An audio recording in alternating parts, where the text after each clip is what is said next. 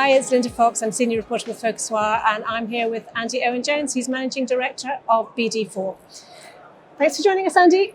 Pleasure. So let's start with the fact that your story right now is that you are extending BD4 to other industries. Indeed. So obviously coming from travel, I'm not so interested in other industries, but what I am interested in is their potential to inform what you do for travel. Very interesting. I think one of the things that we thought was everyone in travel is talking about retailing. What do we really know about retailing? And so we started talking to some retailers. And I think there are some areas where they're clearly ahead of us and some areas where they're not so ahead of us as an industry. I think a lot of the retail industry has come out of shopping basket analysis. So many, many years ago, 2003, 2004, we looked at bringing some of the dunnhumby Tesco club card stuff into Amadeus when I was there. And it was very interesting because people in Amadeus weren't very interested at the time. That's changed now. People there are very interested in data, but it didn't really go down well. And I think when we tried to apply it, there were far fewer shopping baskets per person in the travel industry than there were in a food company or a clothing company or whatever. So kind of inevitable. And what we found was it was really hard to apply the retailing techniques into the travel industry. And we have so many more combinations of data. So 1,600 airports, 800 airlines, 24 hours a day, 365 days a year. You soon get up to 100 billion or more combinations.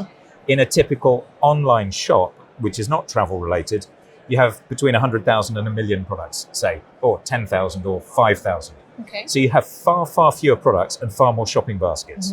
So that means the whole people like you type stuff is very useful in retail. Okay. It's not so useful in travel because really there aren't people like you. So if you are looking at a skiing holiday, you probably did a weekend trip to Madrid before and a business trip to somewhere else. The frequency idea as well. It's very hard to predict from people's past behavior what you're going to do, except in business travel. Then it's quite predictable. And certain visiting friends and relative stuff. So we started off on a completely different train, which was how can we infer people's behavior from what they're doing now, and can we work out what they want? And when we went to the retail industry, we figured a lot of that would be covered, but because they're so fixated on shopping baskets, what we found is it's not covered. So they're very good at what I would call slow data analysis, offline analysis of customer lifetime value, those kind of things.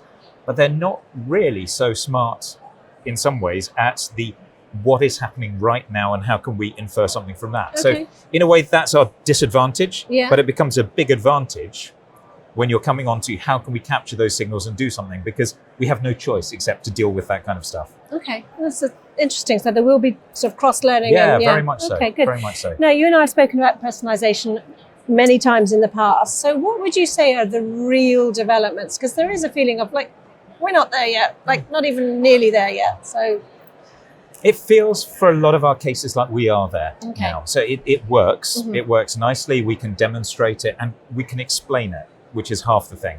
And our thinking has evolved a lot of in a lot of different paths. But if you like, the average e-commerce site is optimized for the average user in travel. So you have your testing, variant A beats variant B. So you put everything on variant A.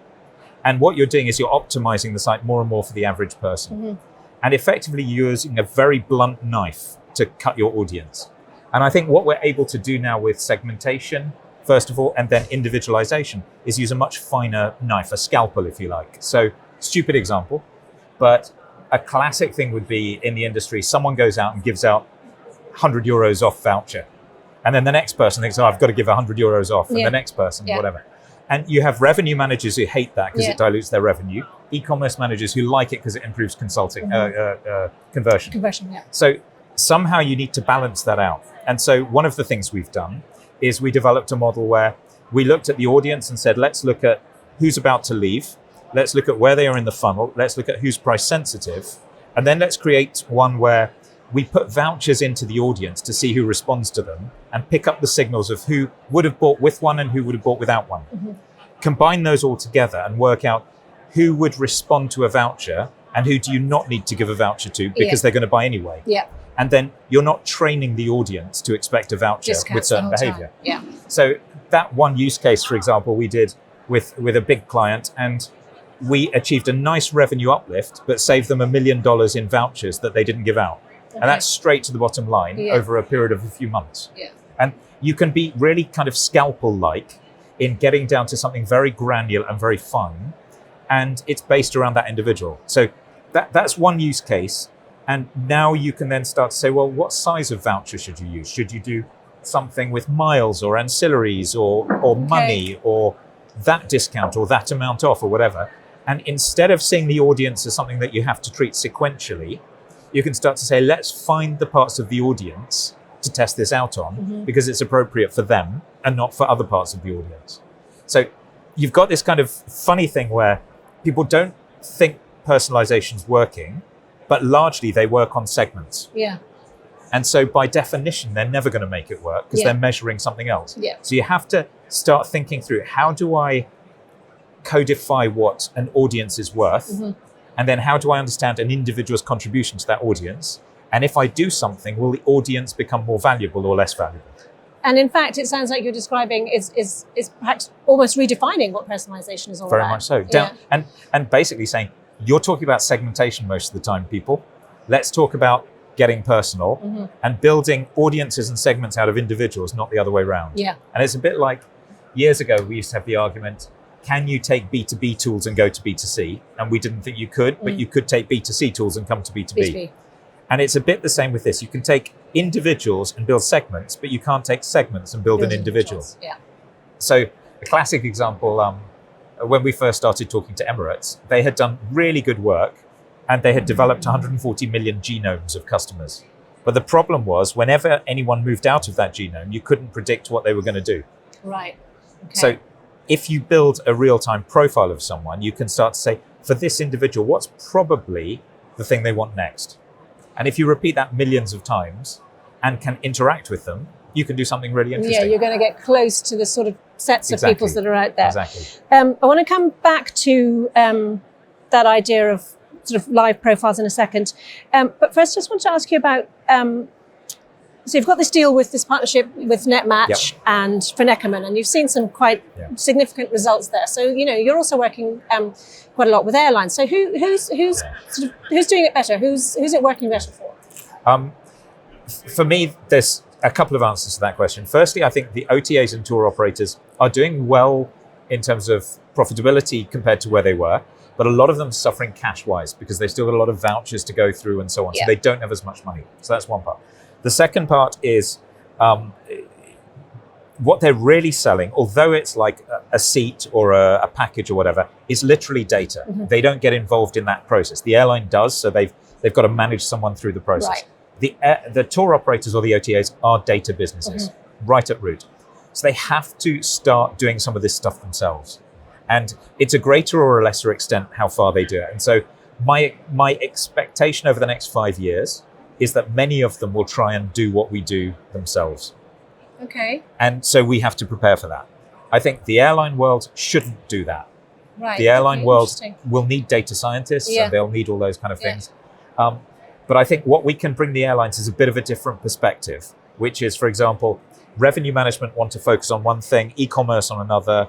How do you adjudicate between those things? And we can bring a perspective which is entirely based around the customer. That's really the fundamental job of the OTA, is to understand the customer and do something about it. Yeah. Whether they do or not is another matter. So we will help a lot of them until they get those resources. If they grow really big, they should be taking on that task themselves and it should be strategic for them. I think we can accelerate them, we can get them there, we can help them. But at a certain point. We will still keep them up to a certain point. But then if they're really doing what they should do, then some of those tasks they should take over. I think some of it, because our data sets will be much bigger, we'll always be able to be bigger than most of them.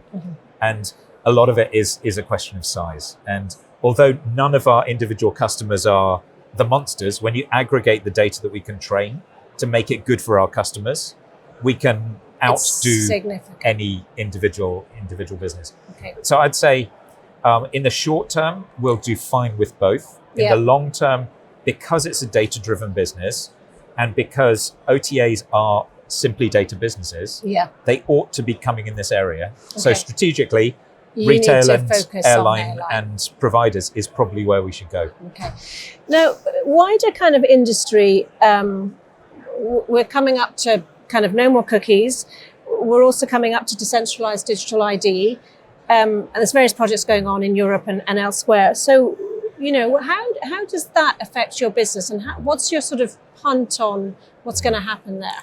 Just to be precise on that, it's no more third-party cookies. Yes, sorry. So yes, you have our to rely on business is entirely first-party. Right. So that helps. Yeah. Now, obviously, some people wipe those, and some systems tend to wipe them. So we have to react faster. So we have if someone just lands on the page, we can start to infer stuff. Okay. By the time they've done a number of things, we can really start to come up with real-time data. But our core skill, in a way, is getting early in the cycle to be able to make some inferences based on quick things. Okay. So even if they don't have a cookie and they just come on the first time, because we've profiled well over 1 billion people going through this, and we've seen the link with product and we've seen the link with price sensitivity, as soon as someone does something, we can probably infer what they want better than average. And all you need is to be better than average. And so the more things they do, and the more we can keep them engaged, and the more we can do stuff, the more we can tailor things. So if you like, our ideal analogy is you go into a coffee shop 5 days in a row, you put your cup down and the barista knows exactly what you want. And they make it perfectly for you.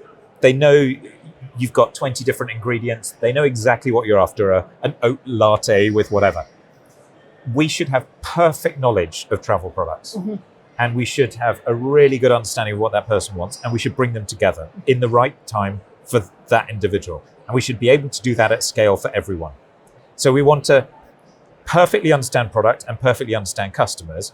And that means there's always work to do, because products are evolving, customer taste changes, and you want to be able to create new products and interact with customers in different ways to keep it fresh. Mm-hmm. But we want to be that perfect barista or perfect sommelier who can find out of thousands of things that there are instantaneously what is probably right for that person. And it may be you have to interact a little to get there, but with 3 or 4 questions, the sommelier should be able to say, this is what you're after, and here's my recommendation. Okay. And we need to be able to do that kind of thing for them. Okay, so you're way ahead of third-party cookie. What about the decentralized digital ID? Does that, do you watch it? It's really interesting. Yeah, I mean, really interesting. But I'm skeptical about how quickly it will come. Mm-hmm. I think it really needs to come. Each person has about 140 different things you log into.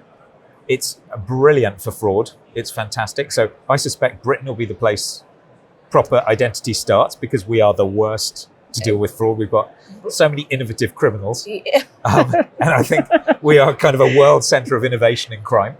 And I think it would not be a surprise to me if someone comes up with some very good decentralized ID. Mm-hmm. To me, it's a little bit like a credit score. Credit score was behind the scenes, and the banks would want someone like Experian to score you. It's now something that you give access to people to, and it's helpful because you can change your credit score. Ultimately, I think our profiles is something that we will give people access to help them understand better how we see them, because we probably can see what they're after quicker than they know. Okay. And I think that's really interesting. Yeah. Will there be some kind of partnership where if people enlarge their ID for us, we can predict better what would be a good fit for them? Mm-hmm. And it's not a secret. If I go into a coffee shop, I don't want to make it as hard as possible for the barista to find out what I'm after. I would like to share enough with them that it's a good thing, and I trust them to bring me something really good. Yeah. And that's the position we want to get to. Yeah. Similarly, digital wallets and the sort of interoperability side of things, and how that may or may not affect loyalty going forward. Again, is that you must be watching these developments and thinking, like, where do we fit into all of this stuff? Yeah, and the whole metaverse thing and so on. That's very interesting in that we model travel companies. Mm-hmm. That's what we do. We model products and we model people. Does it matter if it's a virtual airline or a physical airline? Probably not. It's the same thing. Yeah. It's metadata. It's detailed data. It's interesting data. If you need artificial intelligence in real life now, you need it 5 times more in the metaverse. Mm-hmm. So it's potentially a huge growth area for us. And I think personalization in the metaverse is only to do with AI. There's nothing else. Yeah. It's simply a route. And presumably you kind of don't worry about some of these developments because, you know, you have spent all of these years building up this information, this data, this personal kind of behaviors that you can actually turn them to whatever that development is. Exactly. We know what an O&D is. We know demand patterns. We know if someone is doing something, what it probably infers. And that means our reaction inside a virtual world ought to be better than someone who's making it up. If you like, we've built a copy of the world because we need to understand that for our modeling. And what the metaverse is a different layer on top of that copy in the world. I was going to say, the original copy of the world. Indeed. All right, we'll leave it there. Thanks a million. Pleasure. Thank you.